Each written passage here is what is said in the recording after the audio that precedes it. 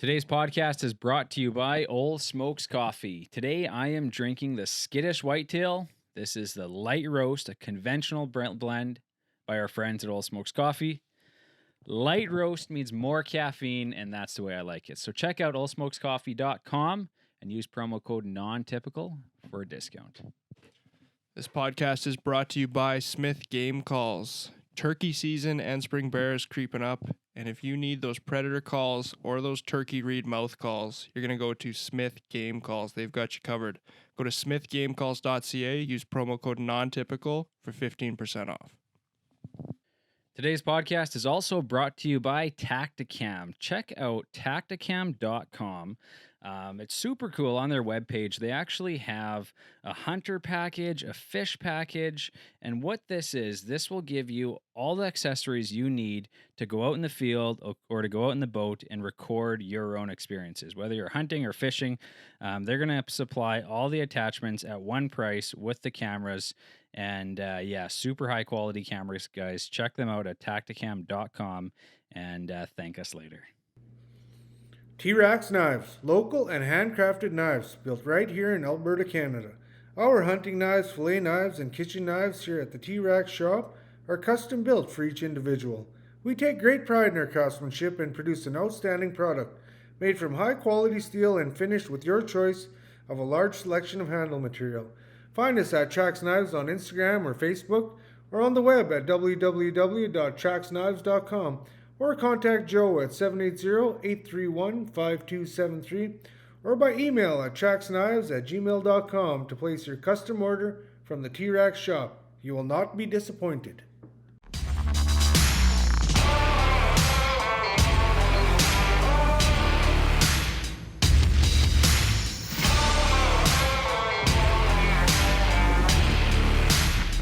This is the Non-Typical Nation podcast with your hosts, Brody Teal and Eric Labrie. Let's talk hunting and absolutely everything else that goes with it.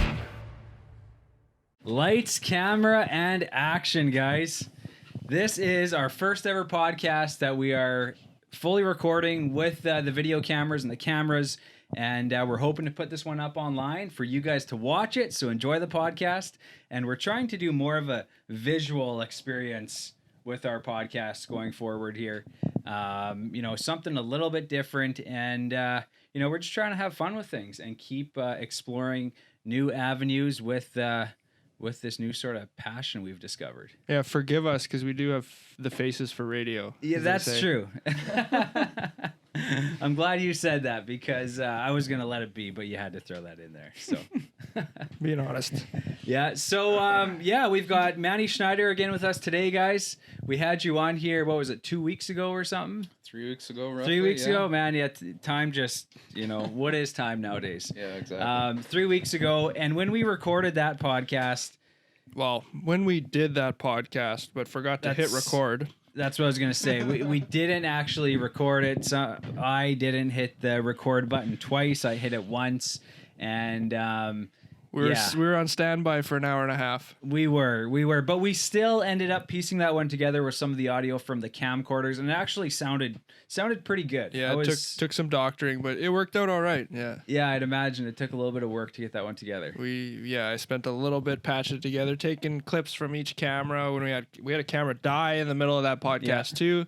It was the content was worth fixing up for sure. And so we've always recorded our podcasts. We've never done anything with the video of it, but going forward, we're actually going to edit these and throw them up on YouTube and see if we can get them on Spotify as well. I know there's a way to get some video up on there, so that would be neat.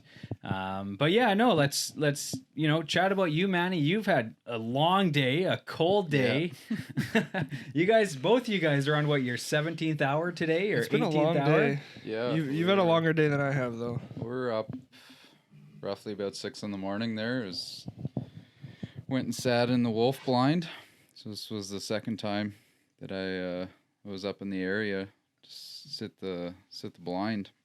Yeah, so last time you were in, that was your first sort of stretch. Yeah, so 3 weeks ago, went and sat in the blind there for 2 days, and it was pretty crisp. Yeah. Yeah, you came in the coldest, second coldest week of the year, I think. It was a pretty good cold snap. and there wasn't anything on day one other than Eric got charged by cow moose. So he kind of escorted me up there, and after dropping me off on his way back, I think it was. Oh, I didn't hear about there was that. a What cow happened moose there? on the trail. Yeah, so Or I might have. I'm yeah, not so this was almost a month ago already. Yeah, time is sort of whack right It's now. just a warp, man. So yeah, a couple days before you came, I had ran into the same cow and calf, actually 2 calves. It's a cow with twins. And she was hanging out. It was really cold that week, and there was a creek that had just opened up right at the bridge. And so I'd ran into her a couple times when I was crossing the bridge over the one creek. And she's kind of like pretty standoffish, like not spooky, sort of protecting her calves. And I think my little sled, it doesn't make a ton of noise. It's definitely not intimidating. It's got a little tiny pot light on the front. And I'm usually traveling like kind of the dim hours, whether it's in the morning or the evening. Yeah.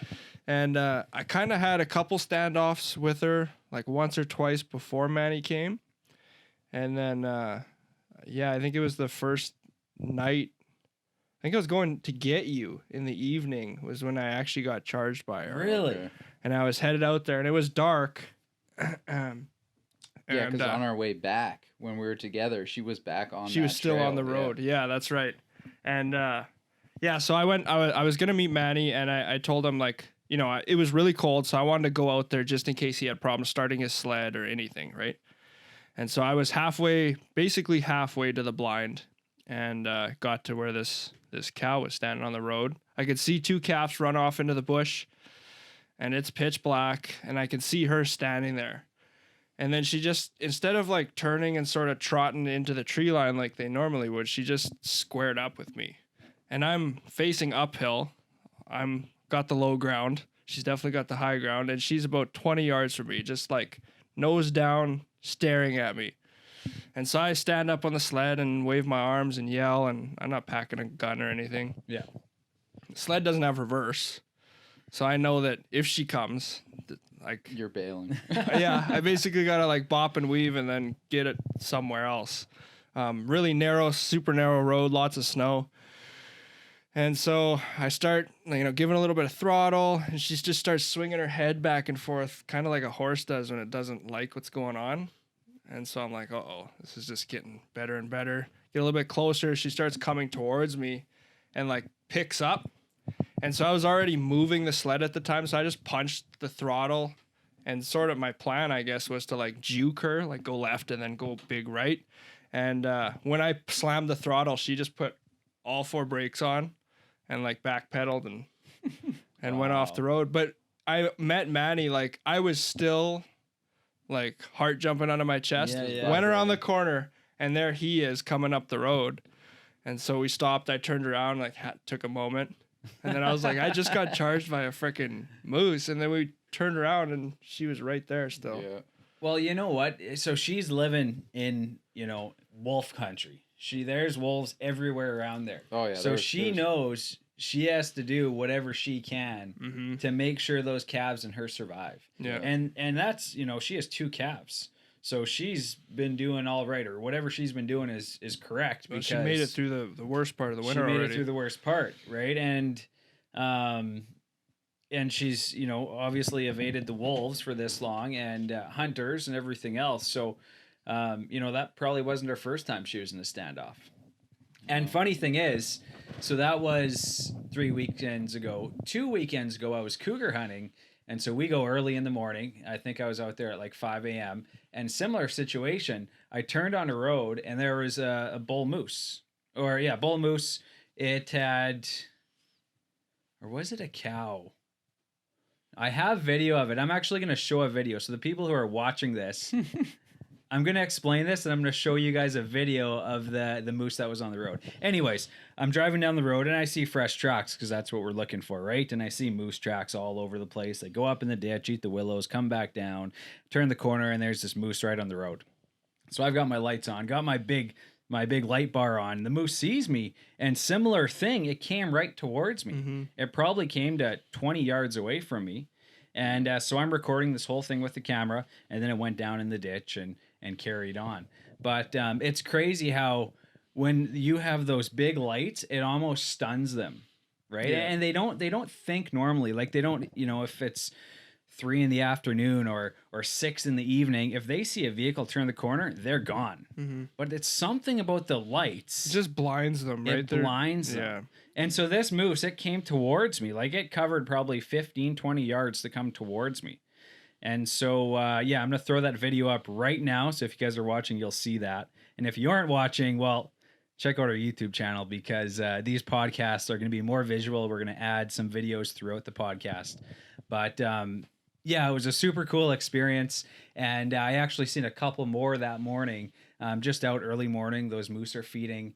And they stand their ground and they're territorial. Well, they don't go far this time of year either. Like, no, I've ran into that same cow that charged me twice since. And actually, 3 days after you left, I went to pull the blind down and I was coming back. And I really should have like a GoPro or Tacticam on me when I'm sledding. This moose, and I was in my own little world. It was middle of the day, like it was on a Saturday. Nice day. Weather was great. I was in my own little world, like humming away, skidooing, just cruising down the road. And I got to that exact same spot where the 2 bridges are, and this moose is hanging out. And this cow come flying out of the woods. I don't know if she's just standing on the tree line. I didn't see her. Broad daylight. She comes flying out of the woods and like is about to sideswipe me on my sled. Wow. And I'm going like, I don't know, 35, 40, like too fast. I can't hit the brakes. And if I stuck my leg out, but if I had stuck my arm out, I probably could have punched her in the shoulder. Really? Yeah. Like and then she just like Holy turned. smokes, She came to the left or the right side of my sled. And I went left with the sled, stuck my leg out. But if I had just like reached out, I probably could have punched her in the shoulder. Holy shit. And then she just took off, went back into the bush. And at that time I had to like stop, take my helmet off, regather myself because it happened. And I was just singing away. When did this happen again? This would have been 2 or 3 days right after Manni left. Okay. So a couple 3 weeks weeks ago. 3 weeks Oh, ago. when you went kind of. And I went to go pull the blind out and gather up my gear. And it was like a Saturday, beautiful day. And I was just la la la. Wow. So have you seen those on that moose? second day? So the second day, I was there wasn't much action for wolves either, but there's tracks everywhere For sure. Like, it's so they're old logging roads. Yeah. Where we're going up, and there's cut lines and Ys in the road and stuff like that, and these old cut blocks. So that's where we got the blind set up, is just in this wide open cut block, and there's wolf tracks all over the place. They're around for sure, but then the second day, it was right at last light. I was howling, let out a howl, and I heard them just probably about 2 kilometers to the west of me. Oh, okay. They started howling back. So I was like, all right, it's showtime now, So I, staying still and being quiet. And then I waited about 20 minutes later. I heard more howling coming from behind me. So they're starting to do this big loop around me. I guess they're, that's what wolves do. Yeah. They're going to do a big circle. For sure. See if they can pick up any kind of scent, find out what's going on. And then by then it was too dark. So I got packed up, started heading back to the sled. And then when I got back to the sled, there was tracks that crossed the road, right? Pretty much right where the sled was parked.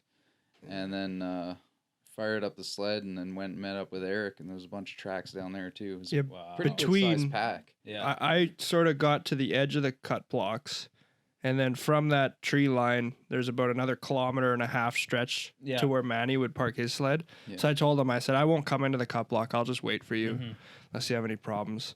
And the whole, like when he met me, I went into the cut block to turn around, and the whole area from the morning was just covered in. They had just totally circled him. Holy smoke. So when you were walking back after you had finished howling, were they consistently howling? No. They only howled twice. And they howled like a minute after I howled at them. Then they were covering ground. Yeah, then they started covering ground, and then a little time went by and they howled again. Yeah. Yeah. And So then did you do any calling or howling or anything like that today? Today I did, yeah, twice in the morning. Didn't get any response. When we got there first thing this morning, though, there was 2 wolves. I think it was 2 sets of tracks that were probably only a couple hours old.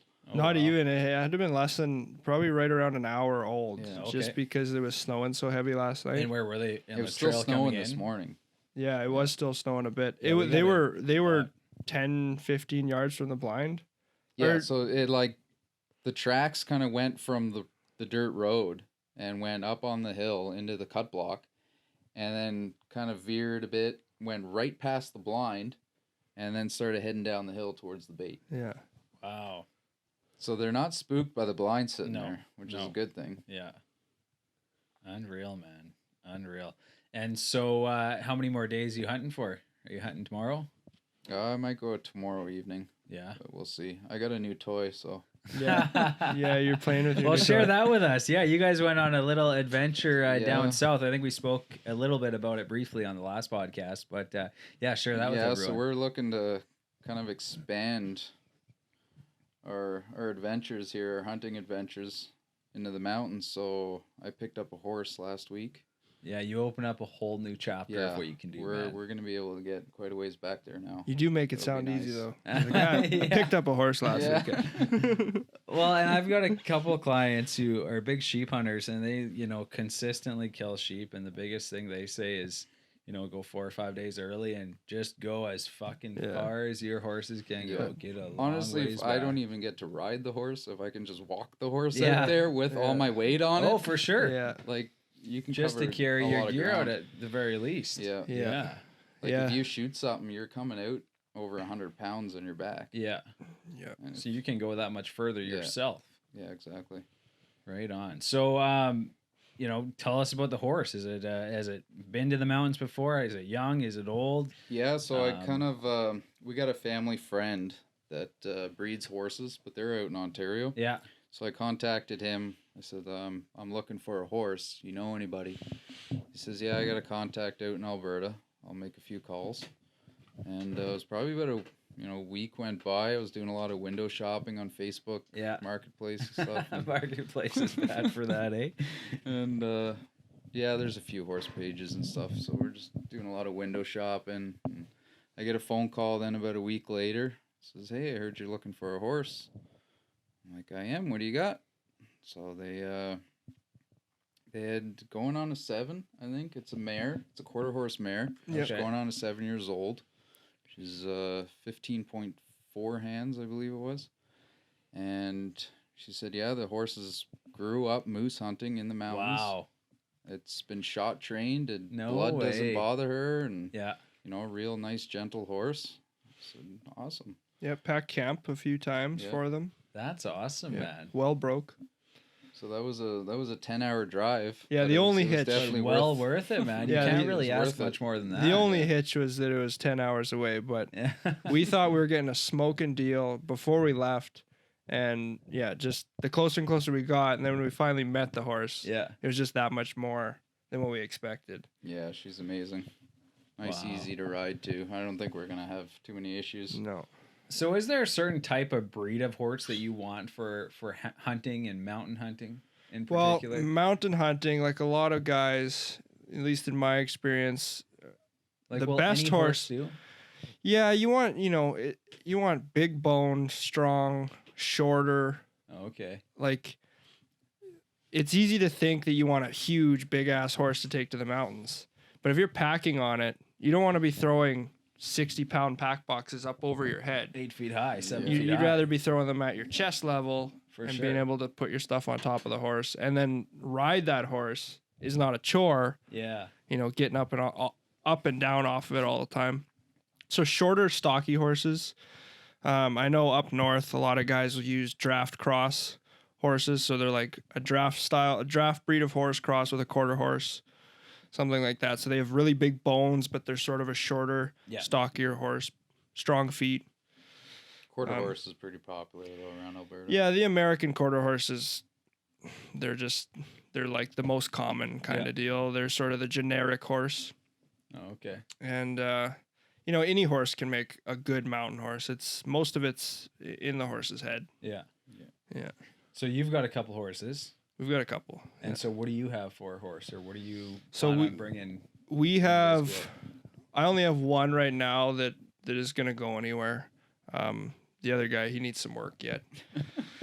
He's a bit of a shit show right now, but yeah, he's just full of piss and vinegar. But the girl, Stella, our little girl, she's just a little tiny quarter horse cross with some kind of mutt.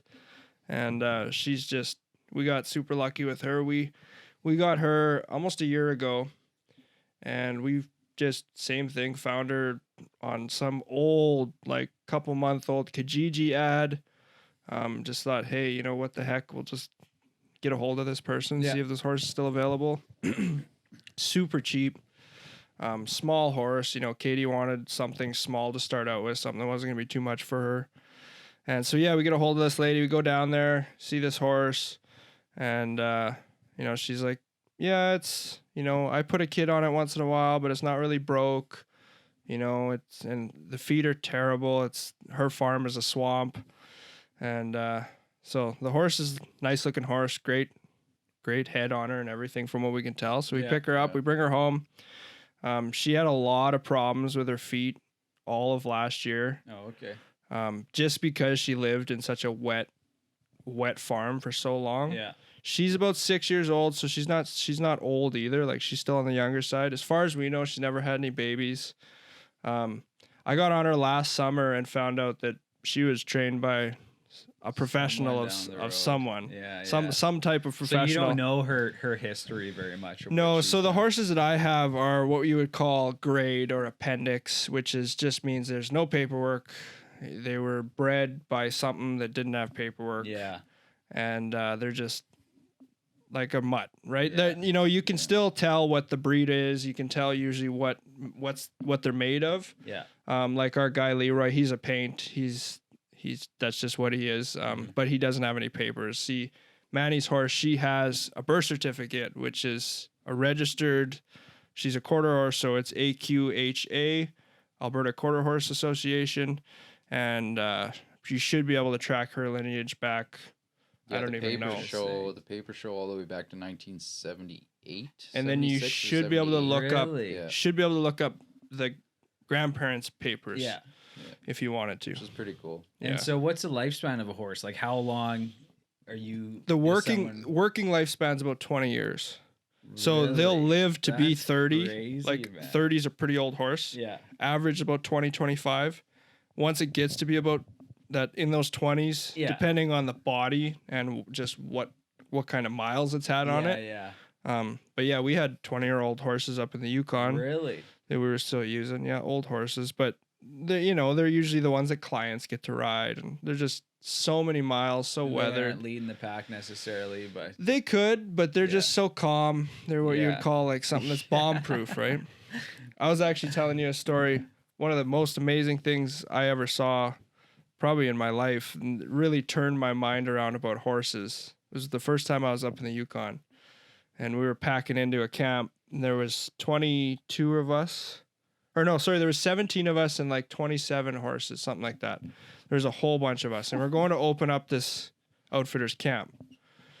And his kid was with us, and he was 12 or 13 at the time, and he had his own horse. He had his own special horse. Yeah, for his sure. horse. Nobody else gets to ride Thomas's horse.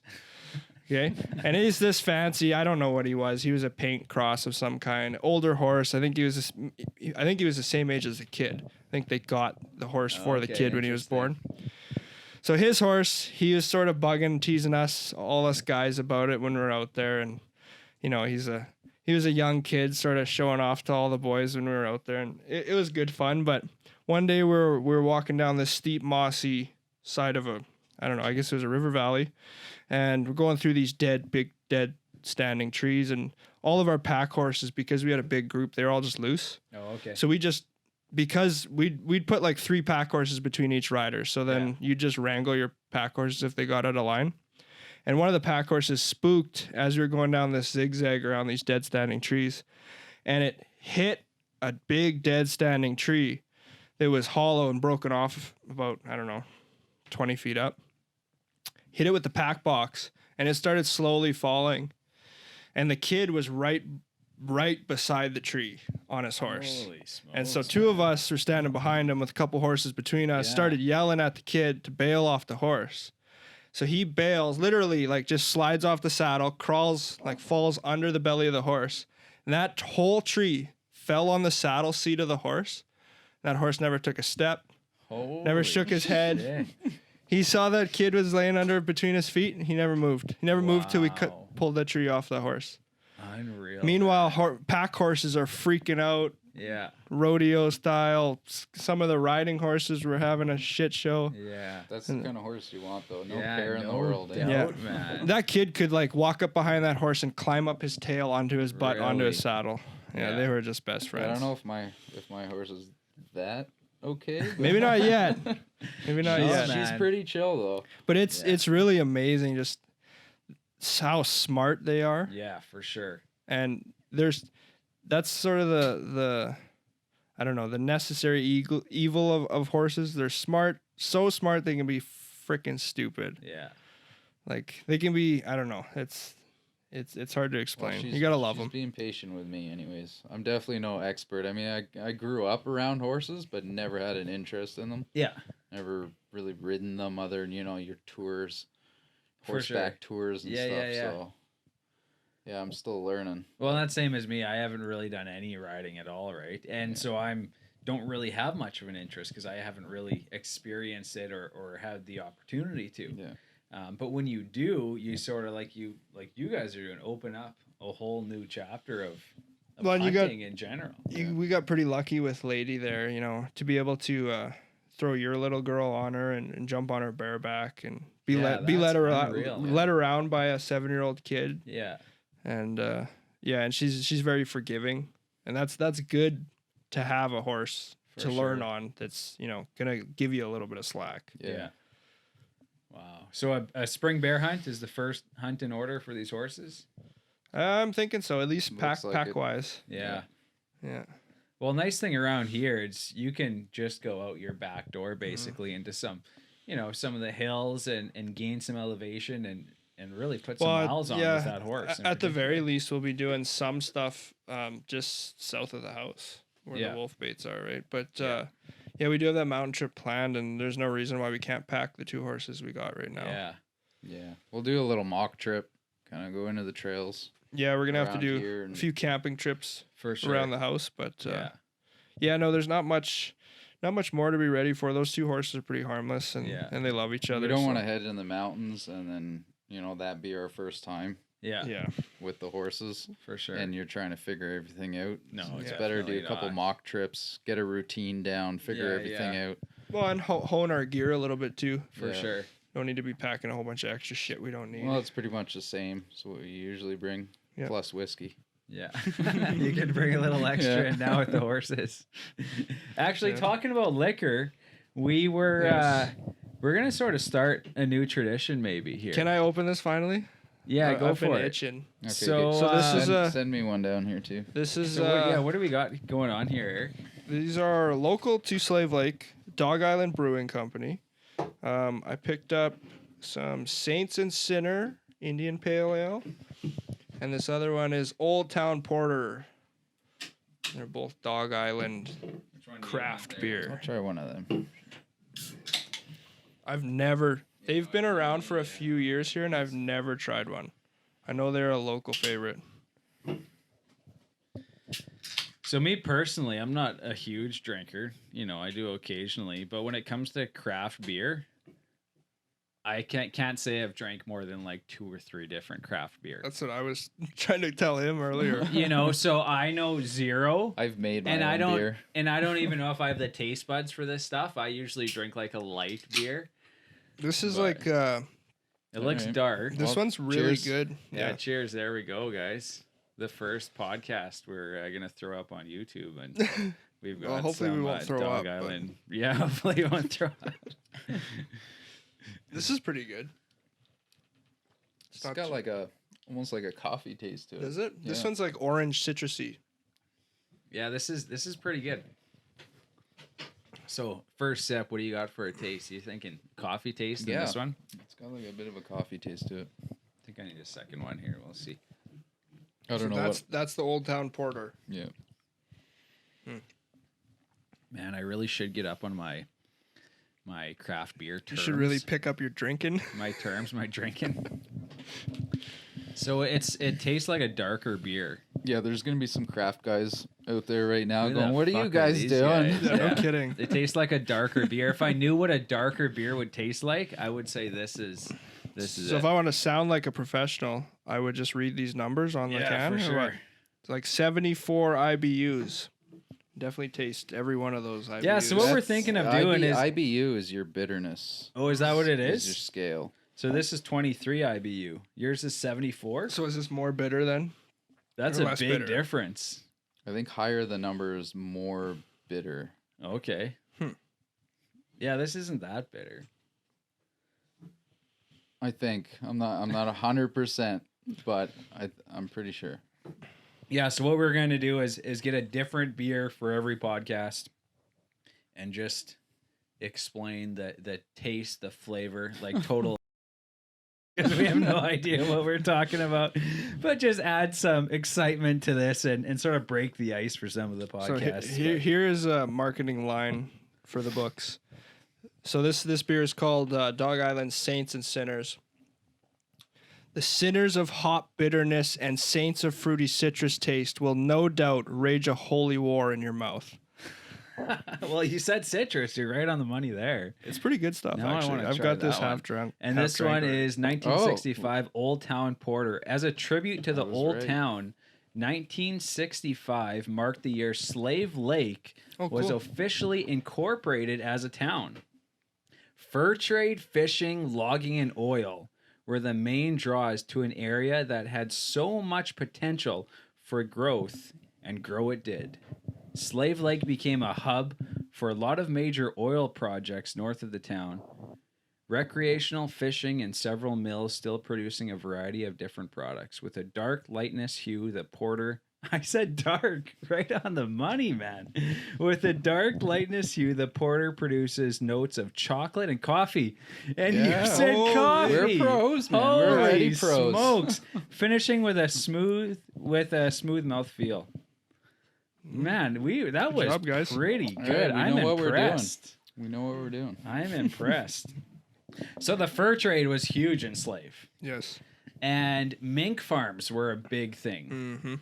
And mink farms were apparently the reason why there's no lake trout in this lake anymore. Do you know there are lake Yeah. trout in this lake? No No. idea. Apparently some big ones. Do you know what kind of fish are in this lake? No idea. Yeah, you don't seem like much of a fisherman. Pike and walleye. Well, I used to do a lot of fishing back when I lived in Ontario, so I'm originally Oh, from you're a big Ontario. bass fisher. Muskie. Yeah. Did a lot of salmon fishing. Oh, really? On the rivers and in Georgian Bay back in Ontario, yeah. And I moved out to Alberta when I was 18 by myself in search of work. Yeah. And pretty much just gave up fishing when I came out here. Like, I fished a little bit the first few years, and I was like, the only thing I'm catching is pike and walleye, which you can't keep unless you got a tag. So what's up there around you for lakes? I guess you got the big Up by the Fort river. Mac? Yeah. The river there isn't too bad.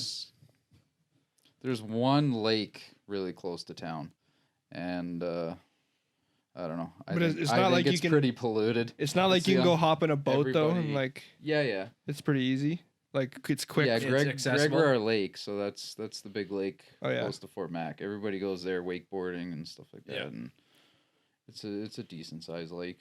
And then north of Fort Mac, we got what they call 6 lakes. So there's just lakes all over the place, and you got Richardson Sand Dunes Provincial Park up there too. Oh, okay.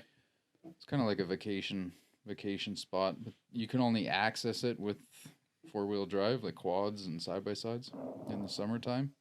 And then in the winter, it's the winter road up to Fort Chip. Oh, yeah. So yeah, usually about 4 hours on quads you go up there, and there's just lakes all over the place. It's all beach sand. Yeah. Really? And Wow. yeah, the fishing's pretty good up there, but But not easily accessible. Like, you got it Yeah. side by side. Like yeah, here- and you want to go in a group.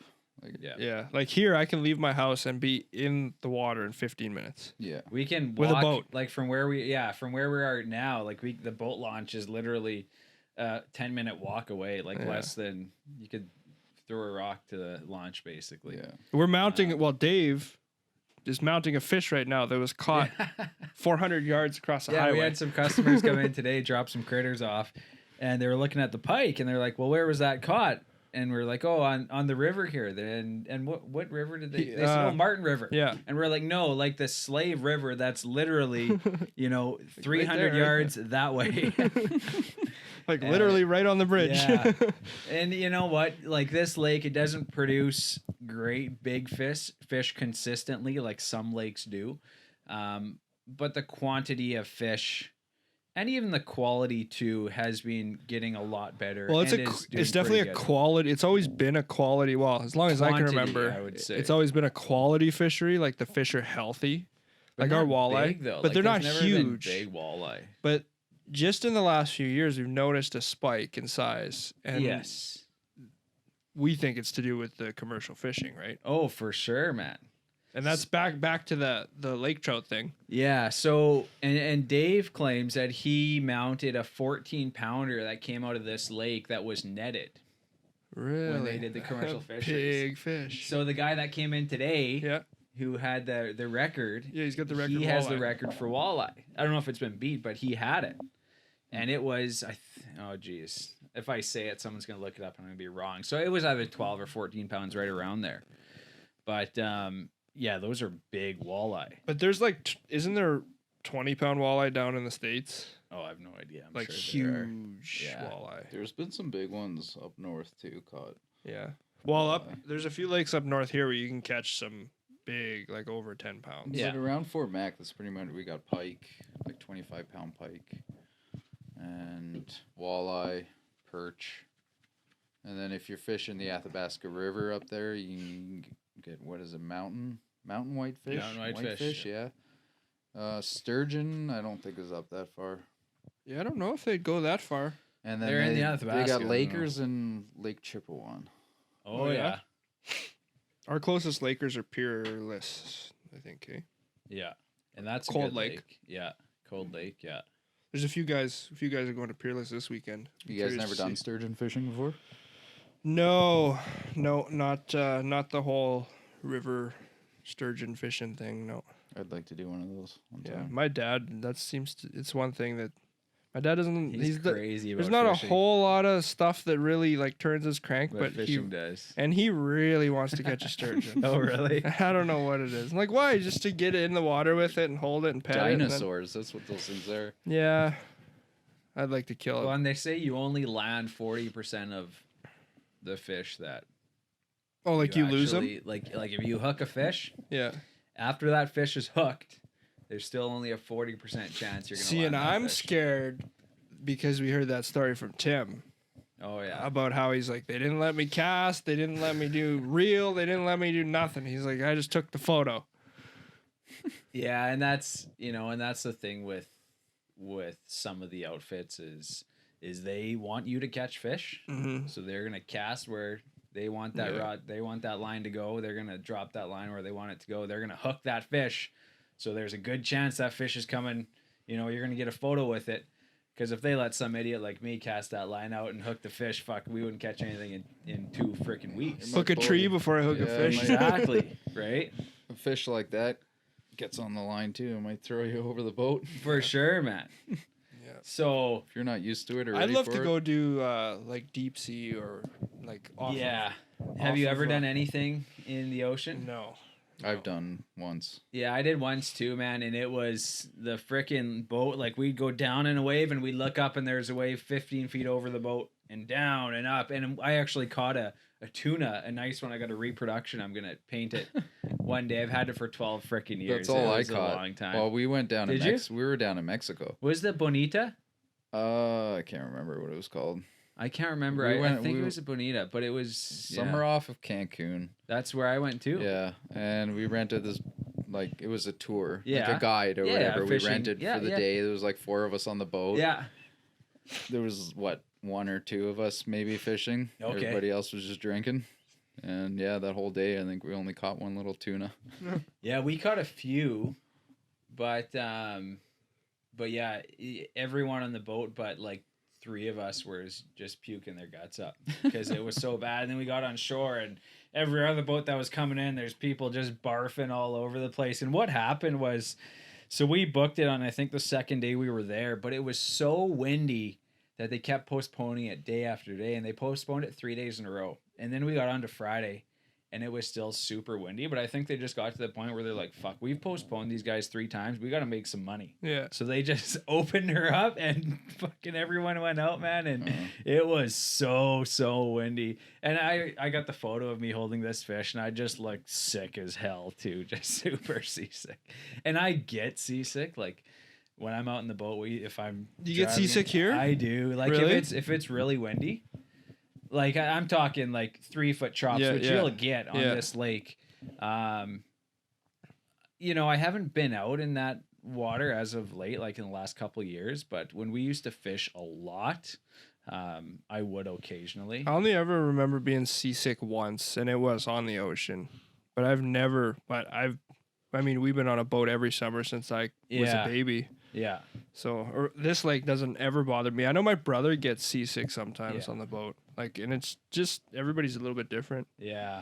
But that chop, it really gets some people, that motion sickness. Yeah, my I dad know, too, man. actually. My dad, Really? when it's choppy, last year a couple times he was like, man, I don't know if it's a new thing. It's an awful feeling, but man. it really gets him now. And that's actually part of the reason why I sort of I liked hunting so much, because doesn't matter how freaking windy it is, man, or how shitty the weather is, I can still be out there covering ground, sitting in a blind, whatever it is. Yeah. But if you're fishing, you're really, you only have so many days, and you got to take advantage of those nice days, because it's not fun being out there when it's 30-kilometer winds and you got 4-foot white caps, and you don't know if you're going to make it in sometimes. On this lake, we're on the far east side, so everything blows from the west, right? And it's covering, how long is the lake? Like 80K? 90K? So it's kilometers. covering 90K, just flat lake. So by the time it gets over here, man, it's choppy. And the valley's a wind tunnel. The valley's a wind tunnel, exactly. Yeah. And it gets bad fast too. You'll have just, crystal clear water, and then Yeah, like if you're fishing North Shore and it starts getting windy, you better frickin'... Oh yeah. Or Canoeso's bad. We did that fishing tournament last summer, Oh yeah, that's right. and it was super windy the second day. And I was driving like the safety jet boat or whatever. So I had a couple guys with me, and we were checking people's boats for fish and making sure they weren't drinking and stuff like that. And we had to go across to where everybody wanted to fish, which is all the way across. So the boat launch in Canoeso at the campgrounds on the south side, everybody wanted to fish on the north side of the lake. Oh really? But it was windy as hell. Well, I think everybody thought, well, if we go to the north side, nobody's going over there. It's super windy. And you're kind of right at the narrows, so it gets really rough. Yeah. Like big swells. But everybody had the same idea, so majority of the group was out there. So how far is that from the boat launch? Oh, I don't know. It's a few K. It's 4 or 5 kilometers, So 6 is that kilometers. at the Narrows? Not quite, no. Okay. Yeah. And so it's a ways. And in a jet boat, especially on that day, it was just rough. It was just pound, pound, pound, pound. And some of the guys actually in their fancy fishing boats that aren't really made for that type of water. A couple guys broke windshields. Oh, wow. A couple guys had broken fiberglass just from coming back across the lake. And it's just so rough. Wow. That's the thing with a boat. Like, I'm torn to even get a new boat just because you can only, use it so much. And it's not like a quad or a side-by-side. I look at fishing on this lake as like a privilege. If it's nice out, it's like, okay, let's go. Yeah, for sure. Don't plan to go because it's just going to be windy. Yeah. It's like Laklabish, same thing. Like fishing's supposed to be really good in there. I've heard as of late that choppy. fishing's been pretty good on that lake. Yeah, I'm not taking my 12-foot aluminum out there. No. Have you fished that lake recently? No, not recently. No. So do they have a slot size on that lake? I have no idea. I thought I was talking to someone and they had a slot size, and it's really making a difference in the quality of fish that they're keeping the breeders. Yeah. Yeah. It's hard to beat July fishing on this lake though. Yeah, so I find Canada Day Mhm. is like your prime time. Well, like when we went into that podcast, Yeah, we That was recorded in a podcast mid-July on or the something? boat. and it's just nonstop. We thought we'd have some downtime to actually do a podcast, and it was just we caught. So I had like 2 hours that evening. Yeah, you I'm didn't like, even tell your wife you were going fishing. No, I'm like, hey, I'm going to record a podcast. She's like, hey. So I'm like, man, I literally have like 2 hours.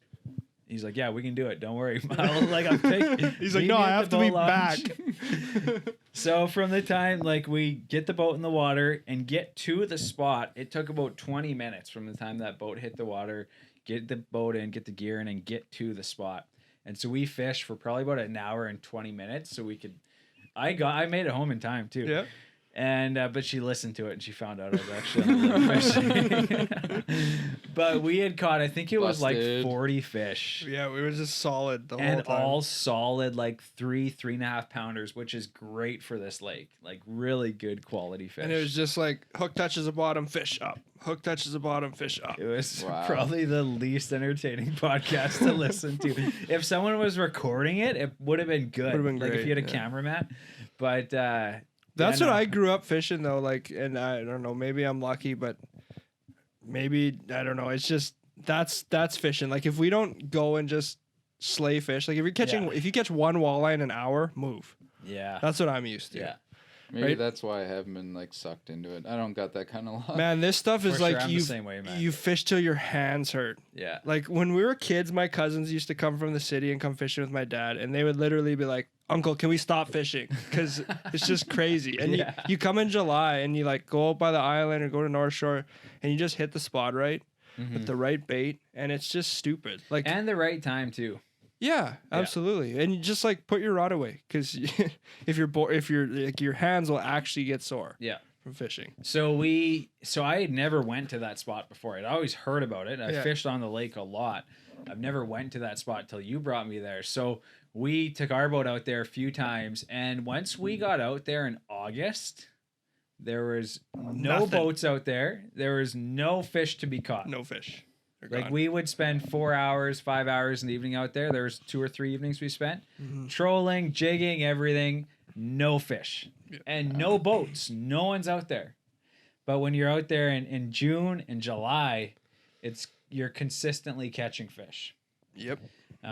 We went out there a few times after you and I had went out in July still, and we did pretty good. You know, I think the first time we caught 25 fish, and the second time, you know, as you get later, it's a little bit less. We were down to about a dozen, and then we went in August and nothing at all.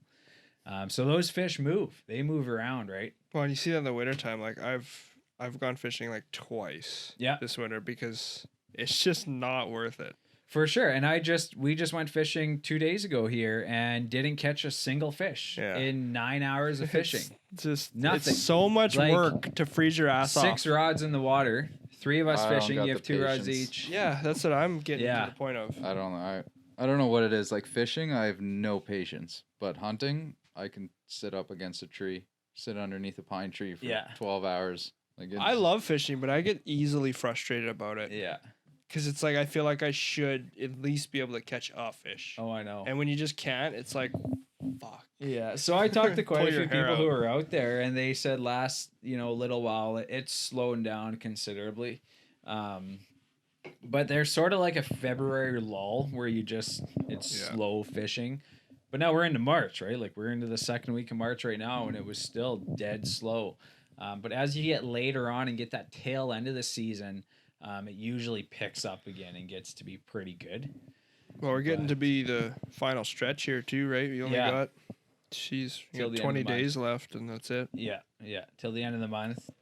And cougar season ends at the end of the month too, so soon it's time Yeah. to start getting the baits ready. Yeah, everything closes for about a month, and then we're just baiting. So can you hunt wolves after that year round? Yeah, once the big game season opens up again. So So the if bears opens, you can continue to bait for wolves. yes. Yeah. So once March is done, Yeah. you can't. You turn it into a bear bait, you can. but I can't bait it. So you can hunt wolves. Oh, so April 1st, you can start baiting for bears. Right? Yeah. 15 days before that. Yeah. Or no, because bear season starts April 15th. Something like that. Yeah. Okay. Carry on. I'm asking Here? too many It's questions. too early for us here. There's too much Yeah. snow. Here, because up by us, it's April 1st. Is it? It might be the first. Till We don't mid- even think about it though till because there's June still 15th. 4 feet of freaking snow. Yeah. So actually, yeah, we've like the earliest we killed a bear was Amy's, and that was on like April 20th or something, April 18th. And No it was snow that year, though. early. Yeah. My bear 2 years ago, I think I shot that boar on the 2nd, April 2nd. April Holy 2nd. shit. We had Really? bears on camera April 1st, and I shot that bear April No, 2nd. not the one that we did the rug on. Yeah, That one? yeah, April 2nd? yeah. It was like the quickest hunt. How many years ago was that? 2019. 2018? 29. That's the that was earliest So 2019. was that the same year Amy shot that bear? Because there's no snow that year. So last year's It melted 2020, quick. 2019 is when Amy Yeah. So killed that one. 2020, we had a ton of snow We had for a lo- while. yeah, we Yeah. made it in early May, and we Yeah, I were got a walking photo through of him up to his fucking Belly belly button, button. basically, Yeah. in snow. Yeah, So Yeah. that was 2019. You killed that bear April 2nd. yeah. We had bears on camera April 1st. They were all Wow. over the bait. Wow. And so yeah, we hunted. I think the first couple days. I think it's April 15th here. I could be wrong. It might have been the first, but we were hunting like the 15th, 16th, 17th, or whatever. And that's when she killed her bear. And the second Yeah. day we were out, and we had seen 4 grizzlies those first 2 days. Oh, that's Hers right. was the yeah. first black bear we seen, but we'd seen a bunch of grizzly bears. Okay. Um, I know grizzlies and black bears don't get along either. no. Not typically, but No. up here there's so much bush that they're just commingling. So we've had grizzlies on all of our baits, but yeah, it's April 1st here. is it? Yeah. So we noticed the baits where we have grizzly bears consistently coming. Like we had one bait where there was a grizzly there 3 nights a week, Mhm. pretty much, and each black bear that was at that bait was extremely cautious and just sketched out. And younger ones. Yeah, we Like, didn't not have any big ones. mature Yeah. ones. Like almost like they So just Tommy stayed sat away. at that bait and he said that like he seen the bears coming in and they looked like there was something else that owned that bait and they were just sneaking their way in, right? Yeah. Just because this grizzly that was in there was massive. Yeah, he was big. And we'll actually throw a photo of it up right now so you guys can see that thing. It's a It was big bear. big. We have video of him on that short video of him on that trail camera. Did we have video Trail on that cam one? video. Okay, I'll have to look and see. Yeah, because you were running that one of those geocams. Yeah. Interesting. That was a big bear. That one. Yeah. And they're such beautiful colored bears too, man. Super, super nice. Have you guys ran baits in the last 2 weeks of the season? In the spring? For in spring? June? Yeah, in June. Yeah, we run Yeah. them right till June. Yeah. What do you guys find for activity then? Oh, it it slows it shuts down. off. It just, yeah. It almost it's almost like you can't get There's them there. so much feed They'll out come for and- them. Come and steal a beaver. They're not eating the bear also. And there's like breeding. Eh? That's the in- thing, if that's in, you're- like, It's a full rut. swing You're now. gonna catch bears that are cruising. Yeah. Yeah. Like you might have a sow. If you have a sow that's consistently hitting it, you're lucky because then you'll have a boar that's caught her scent somewhere. and she'll he'll live head there. in. Yeah. She'll That's she'll what you stay. want. Yeah. Okay, so If she doesn't have cubs, she'll stay. so last year, That's a good scenario. 2020. So where I shot that big bear, I had that big dominant bear. He was kind of running that area. Okay. So I had about 8 boars on this bait. Wow. 2 sows. That's a lot of bears, man. Yeah. It's an amazing spot. We had 2 sows. One of them still had cubs with her, but they were the previous year's cubs. And so the boar that I shot was the dominant one in the area. There was 2 of them that got into a fight, and I had pictures of them scrapping on camera. And he ended up winning, the bear that I shot. So after he was kind of taken out of the picture, that sow, that big old sow with her 2 cubs, took over the area. And no bears would come anywhere near that bait when she was there. When and the sow came in. when the sow was there. Wow. So she was running the show. And you said she was a big sow? Yeah, she was a big old sow. She had like the whole front of her face, everything was gray. So I'd imagine most of And- those boars that were around were probably her offspring. Could have been. Maybe. Yeah. right? But And they would so- not come anywhere near And that's anywhere yeah. near the bait. And she would just lay down, sleep there like all day long, right in the middle, Wow. no care, But no care in the world. A and sow just let her- with cubs will dominate a bait. and let her cubs just feed. Yeah. Yeah. But the day that we shot that boar, she was there. Okay, she was so on the bait, and that boar came in, and she took off. So that's the video Sent that me- we put on TV. Exactly, that was that episode. Yeah. And she sent her cubs up the tree and everything. That's after that boar was taken out of the picture, she didn't care anymore. Like she took over that area. He was the only one that was kicking her butt then. And my friend Marty ended up sitting that bait in June, the first week of June. And he was up in the tree stand, and the sow came in and was there all day. Wow. And he said he seen boars. There was a nice cinnamon too, just circling the area, circling the bait, and would not come in because that sow was there. And then her cubs were climbing up the tree, checking him out, and they would not go down. He had to like smack one on the face. Wow. Holy shit. And the sow wouldn't leave the bait, wouldn't let him out of the tree stand. Holy smokes. So he had to actually fire around in front of her. Yeah. And she backed up maybe 5 feet and just looked at him. Like she did not care. I think I seen so I seen the video of them running away. Did she have brown all around her face, or was it it's like gray? a brownish gray. It's like Okay, she's yeah, wearing yeah, a yeah. mask almost, right? Interesting. Yeah. That's wild. So yeah, that episode, it was cool because you seen them scat and then the large mature boar come in, and that's when you had killed that one. Yeah. And so yeah, we aired that episode on Sportsman Channel last year, so it'll be on YouTube this summer. So we had to wait a year after we premiered them on Sportsman, so it will be on YouTube so people can see that. And yeah, that was a great bear you got. Yeah. But that wasn't your biggest. The biggest was the one you got in 2019. That was the biggest bodied, yeah. Which one? The one you guys did, the one we did the rug on. Okay. So the 2019 So boar this was the latest one biggest- was the biggest skull. was the biggest skull. Yeah. Where'd the skull go in that one? It was almost 20. It's just Oh, shy. really? It was just shy of 20. That's a dandy, man. Yeah. Wow. I thought it was going to be 20, over Yeah, 20 it's for tough to sure. I beat was 20, pretty man. excited, but it ended up being a meathead. Yeah. It's crazy because we talk about it all the time here. I've got 2 bears down there. They're both closed mouth.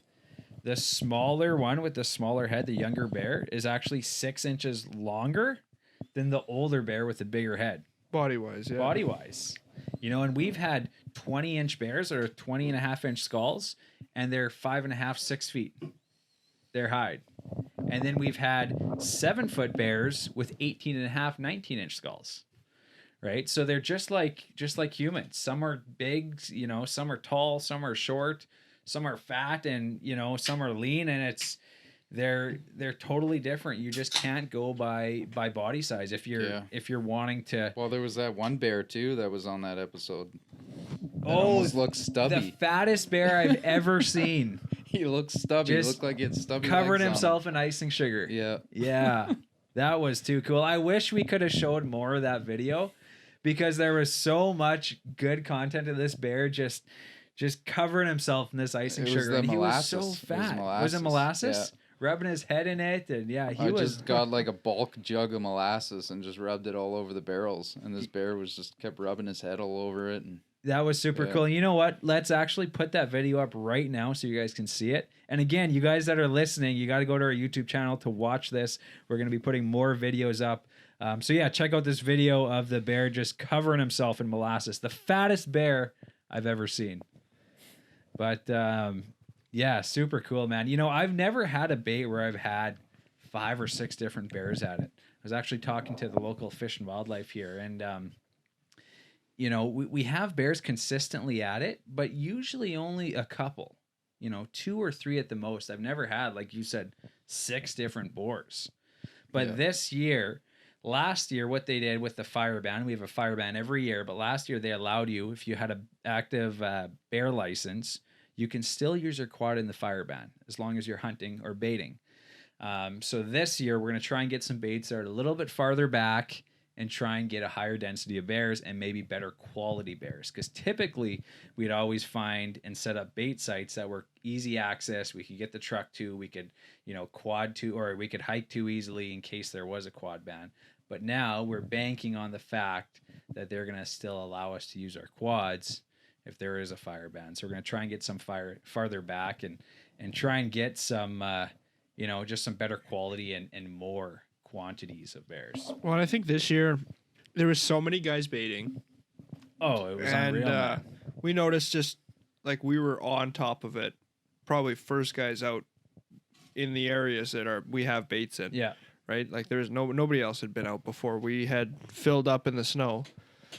And as the season went on, I definitely noticed, more quad tracks, more trails in, more signs hanging on trees. And even like your bait that I hunted quite a bit this year, where you took your bear last year, Katie tried to get a bear. We spent a lot of time at that bait, and it just seemed like the bears weren't going into it. They were there. There was 2 bears that were there every day we weren't there. But anytime we were there, the bears just weren't going. And then we were sitting there 1 or 2 evenings, and I heard the sound of barrels getting knocked around. And so I just think there was just so many guys in those close, like the road that particular bait on anyway is only like a couple kilometers out of town. And it's easy to get to. You can drive a truck basically right to the bait. So I just think there were so many guys out this spring with COVID and everything else. Everybody had a bait. Yeah. Almost every kilometer had a sign. It was crazy. And we were just feeding off. Everybody was sharing bears. It was wild. Even Brody's bear this spring, like he shot his bear, and then a guy that set up a bait like right next to mine walked in moments after you shot your bear. Yeah, it was crazy because, when we kill something, we've learned that you got to wait. Even if you see that thing go down, you got to give it some time. Because I don't know how many times I've thought we've killed something, you walk up or you start stomping over there and it's not quite dead and it's full of adrenaline and it barrels, right? I And almost it goes got kicked by an elk because of that. Oh, really? Yeah, I thought he was done. I walked up to him and the back leg just went, nearly took out my knee. No way. Yeah. Did it go far? No, he might have went like 20 feet. Oh, he was done. And I shot him with a rifle within bow range too, and he just dropped, and I stood there for like 5 minutes. He wasn't moving anymore. Walked up to him, and then he had that last twitch in him. Unreal, man. So yeah, this one here, we sat there and we're giving it 20, 25 minutes, and we're like, we hear something. There's bears around here. I look at the camera. Yeah, I look at the camera. I'm like, hey, there's other bears around here. We can hear them coming behind us. You get up the binoculars or something. I heard buckets. You heard buckets? I heard buckets. Yeah. And I looked over my right shoulder. And so our bait, like that bait's kind of tucked in. We don't use a main trail. We don't use a cut line. There is a trail and a cut line there, but I never used it. We sort of just saunter through the woods, right? We have our own little game trail that gets us into the bait. So the bait's basically just right in the middle of this just random clearing in the trees. But this other guy who wanted to stick a bait literally, what would you say, 35, 40 yards from my bait? I would maybe say 60 at the most. I'd say 50 yards. Let me meet you halfway. Because when you're in our tree stand, like in the tree stand, you can see his barrels. Yeah. If you had a rifle, you could shoot a bear. At his barrels. If you didn't have so many trees in the way, you could arrow a bear at his barrels. Yeah. But, and this guy knew. Oh yeah. So Eric set up this bait 4 or 5. I got video of us going out there 5 years ago. Yeah. To lay out the land, there's it's off of it's off the main highway onto a secondary highway. And then years ago, when I set this bait up originally, there was this old abandoned lease that didn't even have gravel on it anymore. So you pulled off the highway, basically down into the ditch, through the ditch in a mud hole, and you could park in this little field of grass if it wasn't too wet. I got stuck probably half a dozen times. You had your Ranger, and I had my black GMC then. So that would have been at least 4.5, 5 years ago. It was, 2016. And we both had our trucks and everything stuck. And I had my yellow quad. Yeah, I had a Ford Ranger. Ford Ranger, yeah. Okay. Yeah. That was Not that you get confused with Polaris Ranger. No, Ford yeah. Ranger. No. Ford Ranger. Basically the same vehicle. Yeah. One just has air conditioning. But yeah, so I thought, great spot. Nobody's gonna use this. There's no access. It's a pain in the ass. Sometimes you gotta park on the shoulder of the goddamn highway, unload your quad right on the highway, and take your bait in. It's a fantastic spot. Lots of bears right off the bat, right? So I baited it for probably 2 or 3 years. And then I went back for the 4th spring, and all of a sudden there's a road here. Mm-hmm. Like right on top of my bait. I'm like, fuck, is my bait gone? Like there's a lease there now, like a big So that was oil lease. 2018. Yeah. Yeah. And I'm like, shit. Like they obviously did this in the wintertime and we don't bait in the fall. So it had been 9 months since we'd been there. I go, holy shit, my bait's probably gone. Well, no, it's actually 60 yards in off the edge of this lease. So it's way better access. But now there's a guy, well, if we go back a little bit, suddenly one of my camera cards goes missing in like the second week of hunting season. No bears yet. Don't have any photos of bears yet. I go to check my camera for the second go so around. there's new road. You found the new road. You found where your bear bait was. You put the barrels out, put a camera out. Yeah, Didn't know there was another guy there. Right? No, so I'm using the same spot. So instead of having to park on the highway, I can pull off the highway about 30 yards, park in this lease where there's a pump jack running, a little pump shack, a propane generator, a couple tanks. So I park my truck there and I can walk straight into the bush instead of off the highway. So it's perfect. It's actually a great setup. I have my own little game trail in there. And so, yeah, I go and set up my bait, put the barrels out, fill them up for the first time, put a brand new camera up, check the tree stand, do all the stuff. Come back once, no pictures of bear yet. Nothing's been hit. I don't know, might have left it a week or so. Still a little early, lots of snow. Come back a second time, a week later. Barrel's been hit. No camera card. But I know I didn't take the card out of my camera because there was no bears prior to that. So I'm like, this is weird. Doesn't make sense. Snow's gone. There's no footprints or anything like that. So whatever. Come back again. There's a truck parked here, like in the same parking spot. Okay, there's obviously somebody else hunting or baiting. Hopefully he's not sitting in my stand. I go and fill this bait up. And for a whole year, basically, not knowing that another guy had popped a bait up literally, what I said, 50, 60 yards from my barrels. Stole my camera card originally. So when I did finally figure out that this guy had a bait back there, I went in there, sort of looked at, just figured out where it was, what it was. Turns out he basically takes his kitchen garbage and just dumps it in the middle of this little clearing, has a tree stand in the tree, calls it a bear bait. Like he literally has like glass jars on the ground, cans, and you obviously garbage. had your signs and everything up. Oh, I had signs. And so we run into him last year. And now it's been 3 years since he's basically piggybacked off my bait. Yeah. So we run into him last year. We, again, are ahead of him, have baited it probably 2 or 3 times before we run into him. We're there to bait it. We're filming. And then this guy rolls up. And I recognize the truck. I go, oh, this is Buddy. Yeah. And so we sort of get ready. We're like, fuck, there's going to be a shit show here. And he gets out of his truck. And he goes, hey, so you guys are the ones baiting back here? And he's like, yeah, I've had this bait for 3 years or so. And we're like, oh, really? Yeah, no, we've had this bait for 5 or 6 years. And then all of a sudden he's like, oh, yeah, there's lots of bears around. There's plenty of bears to share. We don't need to fight over nothing and this and that and whatever. So, it's kind of weird and sort of off-putting. And, it's a small town, so it's a local guy. And we go back literally the next week, like maybe 3 or 4 days later, to hunt that bait. Yeah, it was early. I think it was like May 1st or May 2nd. It was our first sit. Like we hadn't even checked the camera yet. And we talked about it, how, if we have the opportunity, I'm like, I don't know if I want to. Well, there was a target bear. Yeah, there's a target bear, and we were hunting from the ground. So I want to experience the bears on the ground, right?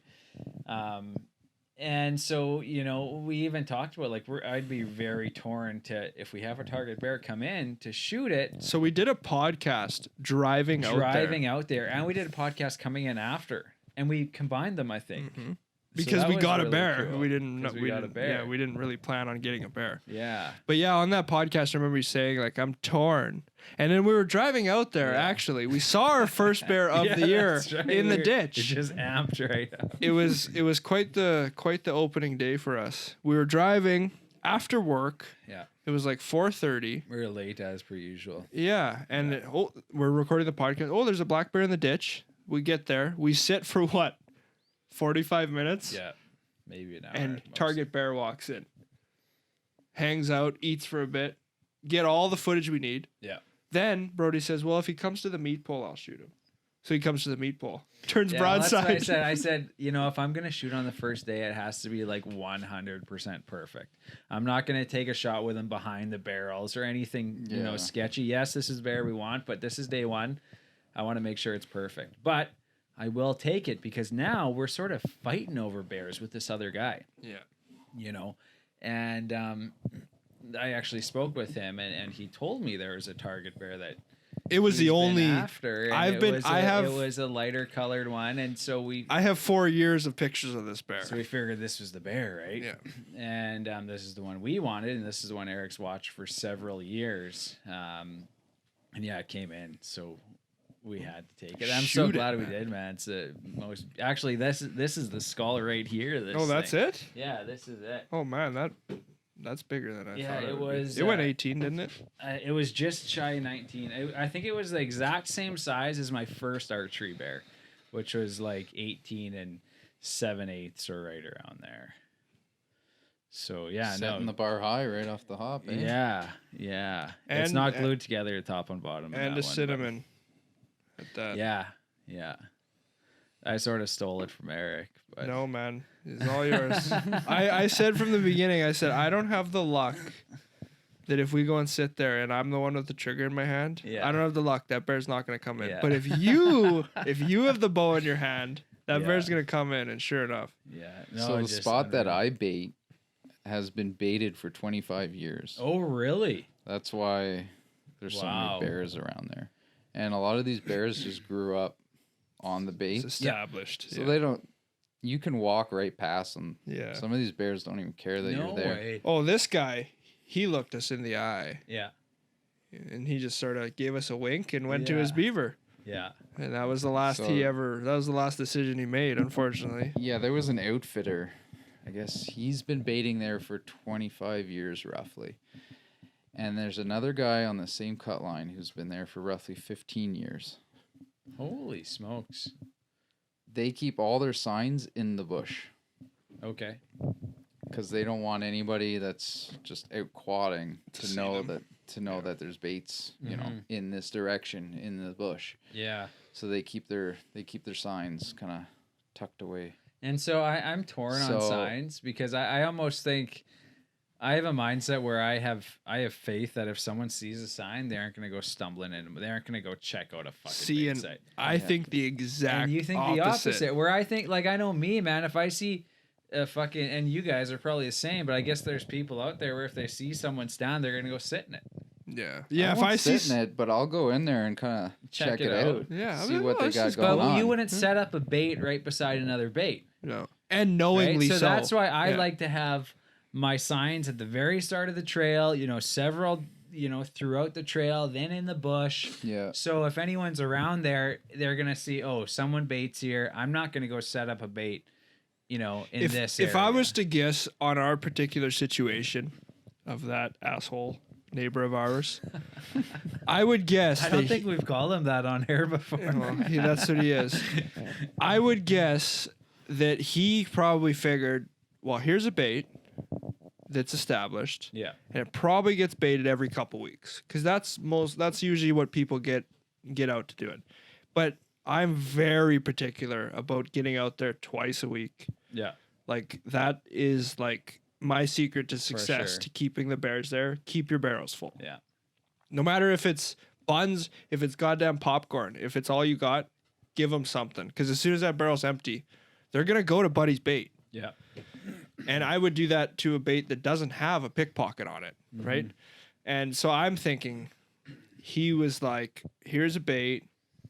I'll piggyback off it. without a doubt, It'll be that's what he super was easy. doing. Guy's probably not around a whole lot. Yeah. Meanwhile, 2 years in a row, I sat just about every day he was sitting, plus more where he wasn't there. And I'm sure he might have sat days I wasn't sitting. But I don't know, just the fact that I just lose total respect for anybody that, first of all, steals a camera card. Yeah. Second of all, knowingly sets up a bait within bow range of another bait. Thirdly, you're just poisoning your goddamn bears. There's a lot of strikes there. And yeah, just throwing garbage on the ground, Yeah. man. That's not how you bait bears. Yeah. So no. when I was looking for a place to originally set up a bait, everything gets so muddy and so skaggy, and I didn't want a spot where I needed to bring my quad every single time. Yeah. So we went out scouting that spring, looking for a place that was dry, that we can get the truck down, and we can hike our bait in. So we found this spot. You know, we went down this cut line, looked around. Yeah, it looks like nobody's been here. Found a nice little spot, went in. We built a full-blown tree stand and everything. Had bears on day 1, April 1st. I was all excited, had them posted up on social media. This guy comments on the post. Yeah, well, that's because my bait's 100 yards away from yours. Oh, fuck. I'm like, no.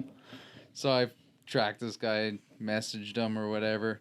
He ended up being an all right guy. Yeah. Like, he was understanding. He's been hunting that area for 15 years. He's super picky, and he kind of, you know, welcomed me to the area, told me what's going on around there, and he didn't mind too much as long as I didn't give it away. So how did Give you away find the out spot. that bait or that? So was it his bait that has So been running he's for like 25 years? he's on the opposite side of the cut Of the line. cut line, so he's okay. just straight across from me, tucked into So the he tucked knew into the from your bush. photos where your bait was. Yeah, Wow. yeah. So your bait, you don't quad to it or Because side by side he to it. found my bait. Oh, okay. So he's seen my bait because I had signs posted like right out on the cut line. Oh, okay. So when he went to fill his bait like a Yeah. week later, he's seen my sign. Yeah. Right. Or whenever it was that he was there, he's seen my sign, went and looked at the name, and then we're on the same Facebook, I see. Alberta Hunting Addicts. Yeah. you And know, your is, name's on it, so that's a exactly. Yeah. So then he's like, "Oh, this is the guy who's right across from me." Yeah. So yeah. Anyway, but we talked. He's an alright guy. He doesn't mind me being there, and we share photos and everything too. Yeah. And like last year, I had a target bear. He picked a different one, so we each kind of had our targets, Yeah. and we're respectful enough not to shoot each other's bears. Yeah. So it worked out. But the outfitter, now he's further down the cut line. Oh, okay. But because of COVID, he hasn't been there for, like 2 years now or Oh, something. really? Mhm. Yeah. Wow. So he hasn't even bothered with it. And so how far are you off of, the nearest road, basically? Like, how far do you hike in? Must be about 400 yards. Well, that's not too bad. And what are you using for bait? Gummy bears and popcorn? Yeah, I use Jolly I Ranchers? use a lot of popcorn Yeah. and dog food. Oh, dog food. Yeah, that's Yeah, great. they Yeah, love that's like dog crack. food. That's Yeah. awesome. And then kind of to get that smell in the air, like Yeah. a nice sweet smell, I use molasses and Jello powder Okay. Yeah. and vanilla extract in a little spray bottle. And I'll just kind of mist that around Yeah. everywhere on the days that I'm sitting. Yeah. Yeah. Interesting. Yeah, you after reviewing all your footage, you use a lot of different stuff. I've always sort of just kept it to as minimal and basic as Yeah. possible. But Well, it's like fun. that vanilla extract it's Yeah. got to have something. Oh man, we raid the fucking kitchen every time we go. Yeah. Yeah. Yeah, it's like, what can we take? Yeah. Like, I, is I it like trying new things. expired lime juice, Mio, molasses, gravy, whatever. Well, we were trying to get some molasses for this year. Getting like a 55-gallon drum of it, so we have a good quantity of it. I'm already starting to get bread. I got the local bakery. I've got like I haven't tried bread. 4 Haven't tried that. Bread's good. cartfuls So already. my sort of thinking with bear baiting is like you have a triangle. You need like a filler, a scent, Yeah. and then like something that they actually really want to eat. Yeah. Yeah. So you need your meat. Yeah. Like a beaver. You have to have a beaver. If you Yeah, want a for successful sure, bait, man. do you want the target bears, you gotta have a beaver. Yeah, Never because had a beaver. you've never hung a beaver? Really? Never. Because Buddy's hanging a fucking beaver. The guy that's got a That's bait where that- beside you, yeah. he's got a beaver. So that bear's going to his bait first to get that beaver. If you watch, if you have a beaver hanging, the bear will totally ignore the barrel. He'll go for the beaver first. Every single time. If there's guts laying on the ground, he won't look at the beaver. He'll get the guts and then he'll come back for the beaver. Yeah. It's like candy to them. So you gotta have a beaver, then you gotta have fillers. So either Popcorn. buns, popcorn, oats are really great. Yeah, Oats. dog food. Whatever you can that's cheap. If you can fill 3/4 of a 55-gallon drum, that's what you need to A do. lot of the times you can get expired dog food from your local shelter. Mm-hmm. So they'll get Oh, food really? donated to them, but then when it's so far gone, they Oh, won't even use it man. anymore. Okay, Yeah. cut that off right now because I'm gonna go to my local dog shelter. I never even thought of that. Yeah. You'll notice too with big bears. Like when I worked for a guy up north, and his mixture was fryer grease from the local restaurant, rolled oats and molasses, and dog food. And so when we mixed it, you just mix it in a barrel. Like it'd be half, and then oil. And you mix it with a big shovel, and then you just take buckets and fill your other barrels at your bait Oh, with the okay. buckets. But if you had a big bear at your bait, Yeah. you'd see all these little piles of oats on the ground. And so what they do, this guy never ran cameras because he had like 40 baits going. So what the big bears would do, the mature bears, they'd lay down with a pile of food, and with one toenail, they'd pick out each piece of dog food Yeah. and eat all the dog food. Wow. And then push all the piles of oats to the side. No shit, there'd be little And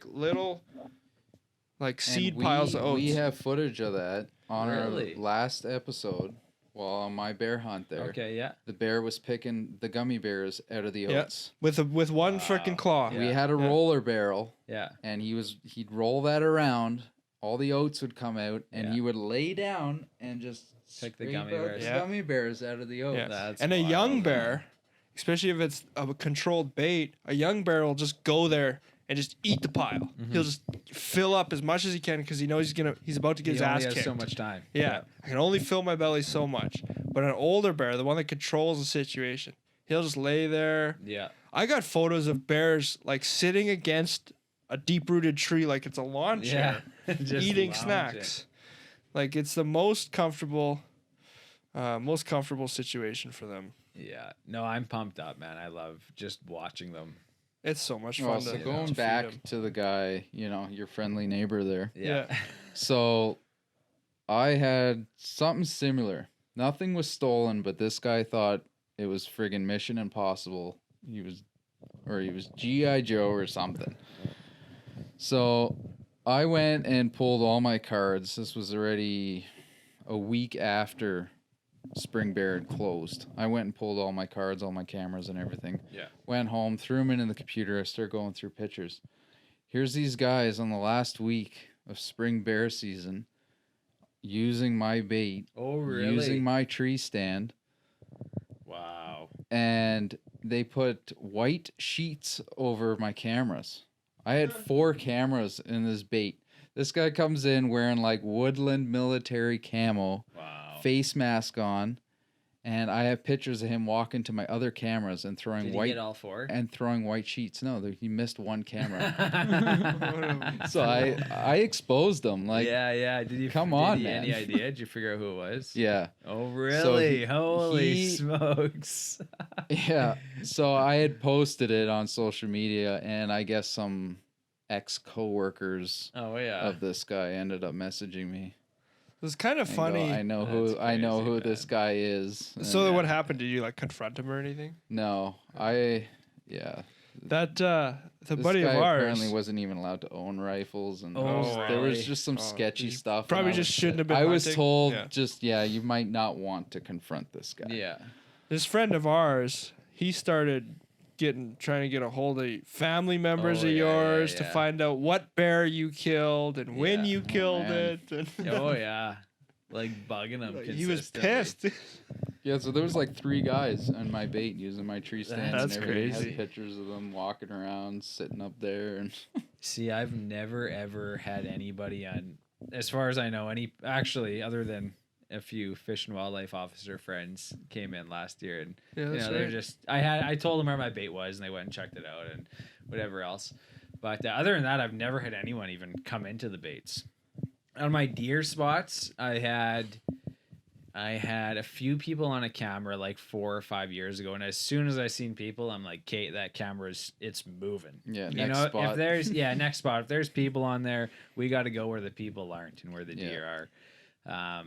But yeah, the thing with Fort McMurray is there's so many people living up there. And not many places to go. And You not can go a many little bit places, north and yeah. you're just going to hit all the sites. Exactly. Or, you got one way south. Yeah. Where around here, we get a lot of people from the city and a lot of people from all over the place just because we've got, we're sort of the nearest major town with good hunting access. Oil field access, logging. Oil field access, Yeah. south, north. There's a lot of land to cover. And so we get a lot of people from Edmonton, Calgary, Red Deer, all over the place. But, it isn't too bad. Well, there's a lot of old stuff that just isn't accessed by people that aren't local. Yeah. Right? There's a lot of stuff that's kind of closed off that people just don't know about, doesn't Yeah. show up on maps. But those main roads, like south of town, where we used, I haven't gone there in 2 years now. That used to be my stomping grounds, just because, just the amount of people every day. I don't hunt South Mitsu in the fall. That's what I mean. Yeah, I haven't been there in because 2 years because I hunt there in the spring for bears, and that's where we've seen all the grizzlies, and it's usually decent. We've killed a lot of bears back there. But in the fall for deer and stuff, we don't even bother because it's so polluted. it's like with the people. Wild West. Yeah, and then same with north of town, like Martin Hills area. It's really bad for people. Like camps all over the place, and so we totally avoid. So those who deals places. with nuisance bears here in town? Fish and Wildlife. Is it Fish and Wildlife? Yep. Yeah. So up in Fort Mac on the sites, there's actually a company called Bear Scare. Oh, okay. Yeah. Yeah, there's a few contractor companies in the Yeah. province. So they're a contractor. So these sites hire them to Yep. relocate these bears. Yeah. And I might have figured out where they're relocating Oh, them. really? A lot of them are tagged. Oh, okay. And yeah, they're yeah. big. Really? There's some eh? big bears that just been living on these sites forever.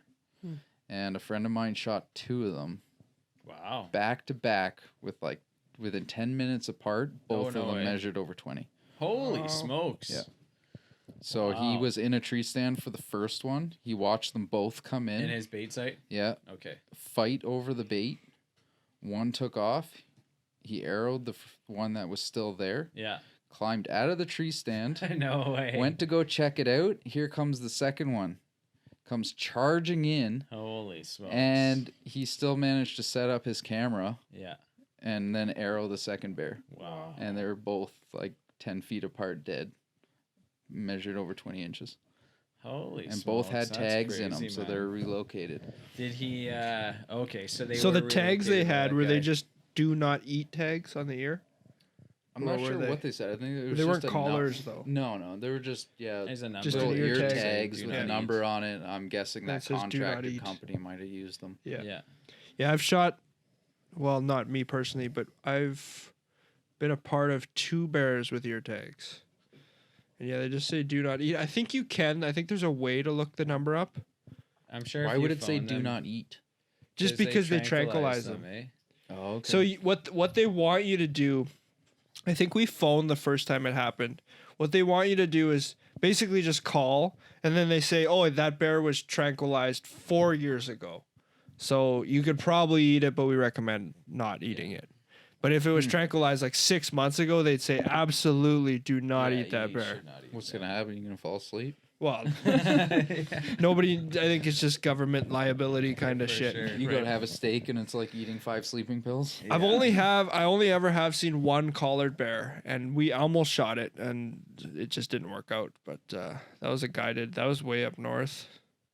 I was guiding at the time, and Yeah. it was a small bear, but it had a very distinct collar. The neck was all worn on it. Man, those collars. It's got to be hard on them, man. We got a cougar and the whole neck was like no hair where the collar was, and I think the collars are supposed to break They're off supposed to, yeah. at some point, like just release.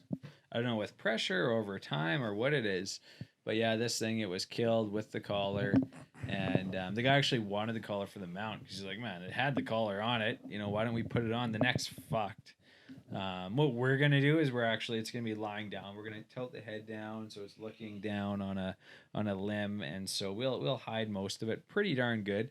But yeah, it's just that cat had to have been in a bit of pain with how tight that collar was and how much it worn down the hair on the neck. Annoyance, yeah. Yeah. This was one that was brought in your shop? Yeah. Okay. Yeah. Decent sized cougar too. But yeah, no, it's from what he told me is they're supposed to let go, but this one just didn't. But it's neat to get those animals with collars and tags and stuff like that, just to see a history of them.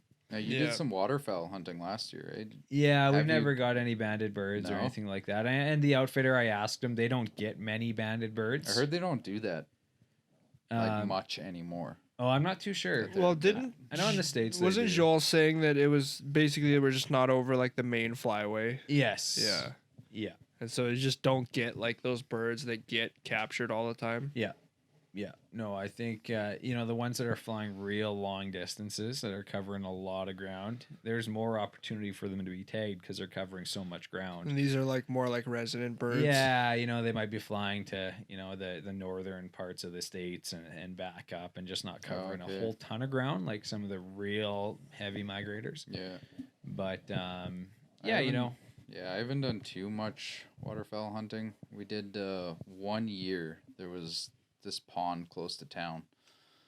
It's probably about 45-minute drive south. Yeah. And it was just full of ducks. Oh, really? All day long. And they would just come piling in the evenings. Yeah. And we're like, man, we should get into duck hunting. Yeah. So we went and got a shotgun, got the decoys, got all set up. We killed a lot of ducks that year. Oh, really? The next year we had a drought. Oh, and the water levels were so low, and all the grass, the pond grass or whatever, just filled the whole area. Oh, wow. And it just grew really tall. Yeah. And the next year we had a bunch of rain, but it didn't help. Like, it just... Interesting. You couldn't get out there. You couldn't see anything. Yeah, even if the ducks came in and landed, you can't see nothing. Wow. So it was only that 1 year that I hunted ducks. It's fun, man. When you got a flock of like 15 or 50 ducks, like 10 or 15 geese or 20 geese or whatever it is, it's a lot of fun. You're with a few other guys, and it's not like an elk hunt where you might have this only one chance, and you're hunting your ass off for 5 or 6 days for one moment, one opportunity. Where a duck and goose hunt is a lot more laid back. You're gonna have a lot of opportunities typically. That's the hunt I usually do with my dad and my brother. They aren't really hunters, so I brought them out on that one in 2019, and then last year we went as well. And yeah, it's just more of a laid back, not high intensity, not, high stress or anything like that, where, some of those moose and elk hunts and even deer hunts, man, they can be stressful, and they can be, taxing, where something like this is sort of laid back. And it's a lot of fun when you have a lot of action. The second day we're out this year, we killed one bird. Like, it was bad, really, really bad. It was just, the conditions just weren't good, and we just happened to be in the wrong spot. And that's the thing with those. You guys had a lot of gun issues too, though. Yeah, we did. Yeah, like the whole group. It wasn't just one guy either. Yeah, Tim had 2 different guns, and he was having issues, and my gun, I was having issues with ammunition and my gun, and yeah, so it just but it was such a cold weekend for the date. Like, it typically isn't as cold as it was, so conditions just weren't great. And the thing with where you're hunting is, it's just, there's so much agriculture where the geese could just land, Yeah, we were watching thousands of birds every day. Land beside us. Yeah, it was just whether or not they're coming into us. And then so the next day we'd go to, that spot or near it, and then they'd be in the other field, right? So you're sort of playing cat and mouse. But the year prior, we just slayed them. Like, it was nonstop. It got so intense, like the action was so plentiful that my dad just had to say, you know what, guys, I'm done. He couldn't keep getting up and down because his knee was bad, and the ducks just kept coming. So no, it's a lot of fun. I'll probably do it again this year. I don't think it's something I would invest a ton of money in for a trailer and decoys and this and that. Well, some guys get right into it. Oh, they do. Yeah. You know, I love my elk hunting too much and my deer hunting and moose hunting, and that consumes my September and October. You know, we sort of struggle to find 3 days or 2 days to do the waterfowl hunt just because September and early October it's hard to put 3 days on birds even in too, September, right? And so October. they keep telling us, they're like, come in September, but like it's so tough. So we always end up going in October. Because October, you know, middle of October is sort of like almost sort of a lull for elk and moose. And I could probably do October, but September, I know it's I'm tough, so and booked that's up the in thing, September. man. Yeah, like I'm not a waterfowl guy. There's not a minute to spare in September. Yeah, mountain hunting is my priority now. Yeah. Oh, that's awesome. But yeah, like even up north around Fort McMurray, because you got all the oil fields. Yeah. So they got tailings ponds and Reckland, what do they call it? But yeah, they're just all over site. There's just these tailings ponds from when they were excavating and all that, and the ducks were landing in there. Oh, okay. And I guess there was an issue a long time ago where a bunch of them died. Mm-hmm. So now all these sites got gas cannons. Oh, really? To keep the ducks from landing. And it's Holy been just shit. like every year there's been less and less landing around Fort Mac. So Yeah. now it's just gone to shit. You can't. Oh, okay. You got to drive probably 4 hours to get anywhere where you can do some waterfowl hunting now. Yeah. Yeah. So what's the closest agriculture to you, like Wandering River area? Wandering River. But is there But much those for... guys, those property owners get pressured Yeah. so bad that they won't give anybody permission. I was going to say, even like the Athabasca area, there's so much pressure. Yeah. But there is decent waterfowl in that area. Yeah. No, and around here, you know, the river systems, I know some guys hunt them. Mm-hmm. They'll get, you know, little aluminum boats or whatever, canoes, and even drift down them.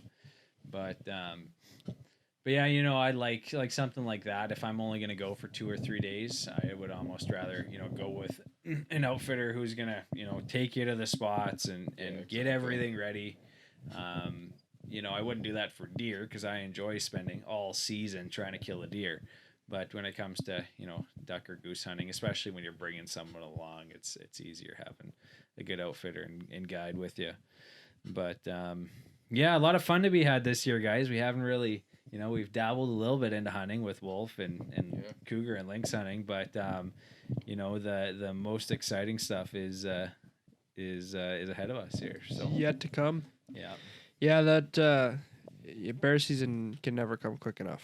Bear season's always, you know, yeah. I'm I torn hate to say this. it's my favorite time of year, but it's definitely up there just because, you know, you got long days, you got nice weather, No bugs. and you know, bugs aren't too bad. They can be as you get they later can be. on, but just the fact that, you know, you're sitting, you know, the thing with deer and you're sitting in a blind or a tree stand, you can't itch your freaking ear and they're going to be gone, right? Where bears, it's a little more relaxed and there might be a few around to watch and, you know, they're just a ton of fun and real neat creatures. And, yeah, I can't wait. It's going to be a fun one. This I always hate this time of year. You know, the Christmas to bear season. Yeah. It's a tough time of year. Yeah. You know, fill the gaps with some wolf baiting, a little bit of fishing if you can. Horse shopping. Yeah. Horse shopping. Yeah. Been doing Well, a lot that's of it. horse You shopping. guys just got a whole lot busier. Yeah. So, Yeah. Still waiting for that nice weather though. You know, the ice can go away and the cold wind can go away. And make a lot of things a lot easier. man, I drilled a hole into the ice on Sunday and my auger was an inch away from not making it. Yeah, we're probably right about 3 feet, eh? It took my whole auger, so it was 4 feet. What's an auger length? Well, typically? 4 feet 36? would be lots. Yeah, 36. 36, so 3 feet 3 then, feet, yeah. Like I was just there, Yeah. just freaking there. We most of the time come March we have to put the extension on our auger. Yeah. But and then it goes away quite quick. It doesn't take long. No, once you get into, your first week of April, it's gone in a month or 3 weeks. Yeah. So, Well, and the river stays open all year round, right? So that helps. Yeah. It just chews away at it. yeah. throughout the Nice thing winter. is this side of the lake is always open first because of the river. Yeah. Right. Yeah, by May long weekend, it's pretty safe to get out there with a boat. Yeah. And that's when fishing season opens, I believe, isn't it? 15th Yeah, right around there. for the lake. But we're hunting then, anyways. We're so- hunting. Yeah. We don't even start fishing until June. Yeah. Once the end of May rolls around, bear hunting's pretty much getting too slow. Yeah. Bears are getting rubbed. They're starting to rut, spread out. There's no time for fishing. June, July, August, I'm in the mountains. There Yeah. you go, man. Looking Well, for where I'm going to be going. For sheep. If I got 45 minutes, I'll go fishing. That's the Yeah. nice thing about living here. Well, and you're right on the lake, basically. Yeah. Yeah, I usually like to take a trip down to Rock Lake. Yeah. That's a nice park. I like to go to the mountains at least once in the summer. Sort of gets you ready for sheep season. Nice campground out there. No cell service. Peace and quiet. You're right on a lake in the Yeah. mountains. That no cell service is something else, man. It's something else. Yeah. Well, guys, let's wrap her up. That was an awesome podcast. I enjoy having you here, Manny. Yeah, it was good It's to be always back. a treat, man. And I hope you guys enjoyed it. This is the first one that we're actually recording with the video. I'm going to throw it up online for you to watch. So thank you all so much for watching or listening, whatever you're doing. And stay tuned for the next one. Yeah, if these go well, we might eventually get a makeup lady. Yeah. Or We're gonna need makeup one. person. We're going to need one. Awesome, guys. Thanks so much. Cheers.